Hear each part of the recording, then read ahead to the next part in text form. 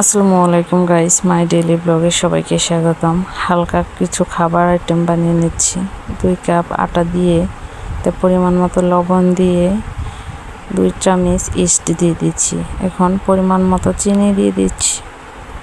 চিনি দিয়ে তাতে পরিমাণ মতো একটু রান্নার রেগুলার তেল দিয়ে দিচ্ছি। তেল দিয়ে মিশিয়ে নিচ্ছি মাখা করে। তো মেশানো শেষে হালকা হালকা পানি দিয়ে অল্প অল্প মিশিয়ে নিচ্ছি। মিশিয়ে একটা ডো তৈরি করে নিচ্ছি। এখন ঢাকা দিয়ে 30 মিনিটের জন্য রেখে দিচ্ছি। 30 মিনিট পর দেখুন ফুলে ডাবল হয়ে গেছে। এদিকে আর একটু মথে নিচ্ছি। মথে তারপর চলে যাচ্ছি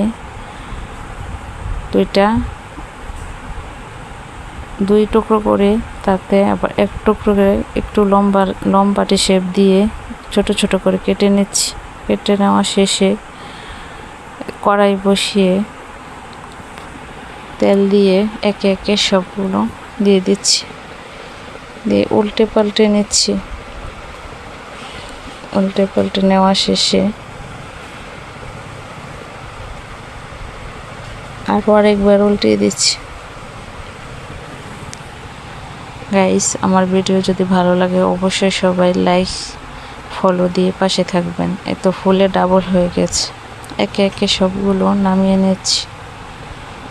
নামানোর শেষে এত দেখেন কতটা নরম হয়, খেতে অসম্ভব মজাদার ছিল। ধন্যবাদ।